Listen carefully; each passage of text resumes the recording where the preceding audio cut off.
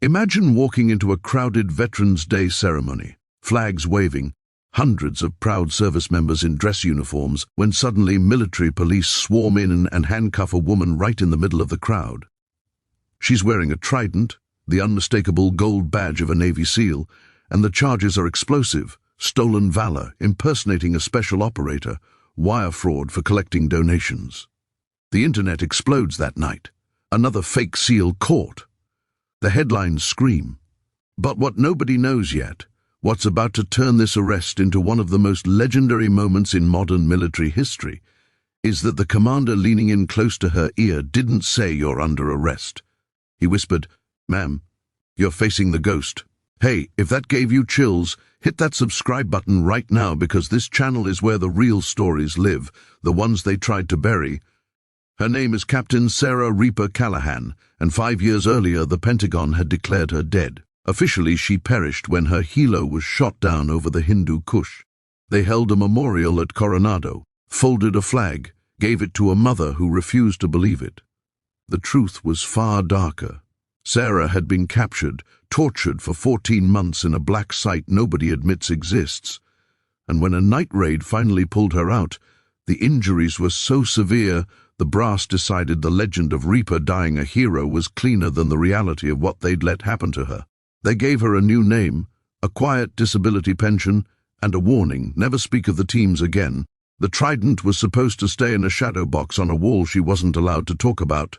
But some ghosts don't stay buried. Fast forward to that Veterans Day in Virginia Beach. Sarah had only come to watch the ceremony from the back, baseball cap low, trying to feel something again. Then she saw him, a slick con artist on stage, wearing her service record like a Halloween costume. He had her medals, her deployment patches, even a forged double D 214, claiming he'd been on the raid that supposedly killed her.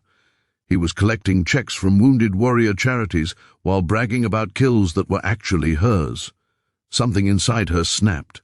She walked straight through the crowd, past stunned veterans who recognized the way she moved, like a predator who'd already decided the outcome. She stepped onto the stage, looked the fraud dead in the eye, and said loud enough for every microphone to catch it, "You're wearing my life, son. Take it off." The crowd thought it was part of the show at first. Then the fakes started yelling that she was crazy, that security needed to remove this civilian. That's when the MPs rolled in. They saw an unauthorized Trident, a woman with no current CAC card, and a viral moment unfolding. Cuffs came out. Cameras were live streaming to millions. As they zip-tied her hands, an older admiral on the dais went pale. He'd been at her memorial. A one-star general started frantically whispering into his phone. And then the base commander, a man who'd once been her platoon leader, pushed through the line of Marines. He didn't bark orders like everyone expected. He leaned in so only she could hear and said again, voice cracking, "Reaper, you're facing the ghost." To everyone else it looked like he was reading charges. Only she understood that was the emergency recall code from the mission that never officially happened. It meant stand down, protect the asset at all costs. The cuffs came off in under 30 seconds. The MPs suddenly didn't know where to look. Phones were confiscated for national security.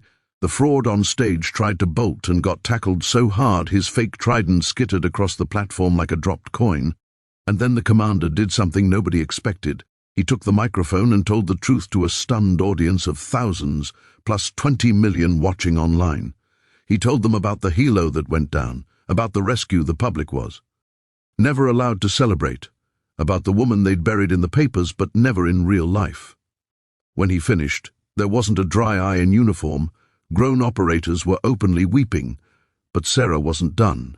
She took the mic herself, voice raw from scars across her throat you could finally see when she pulled off the ball cap. She looked straight into the cameras and said, "I wore the Trident in the dark so you could sleep under the light. Today I wore it one last time so that man couldn't steal the light from the ones who never came home." Then she turned to the fraud, now face down and crying, and added, "The teams have a saying, the only easy day was yesterday. Welcome to today." The charges were dropped before she ever left the stage. The Secretary of the Navy issued a public apology within the hour.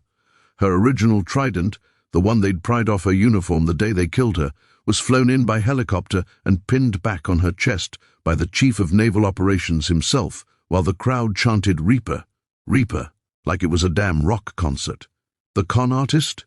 He's doing 15 years now. Every penny he scammed has been returned, plus interest, from a fund the SEAL community filled in about 4 hours. Sarah Reaper Callahan walked off that stage, disappeared into the Virginia night, and hasn't been seen publicly since. Some say she's back in the wind, doing the kind of work that never makes the news. Others say she finally went home to that little ranch in Montana her mom kept exactly the way she left it. Either way, the Trident is no longer in a shadow box. It's wherever she is. And every Veterans Day, at bases across the country, when someone questions whether a quiet person in the back is really who they say they are, an old chief will lean over and whisper with a grin, "Careful, shipmate, you might be facing the ghost." That's the story they tried to bury and the country wouldn't let die. If it hit you in the chest the way it's supposed to, do me a favor, drop a like, share it with someone who needs to remember what real heroes look like, and let me know down in the comments. From which part of the country are you watching this video right now? I read every single one. Until next time, keep the faith, keep the fire, and never ever forget the ones who became ghosts so we could stay free.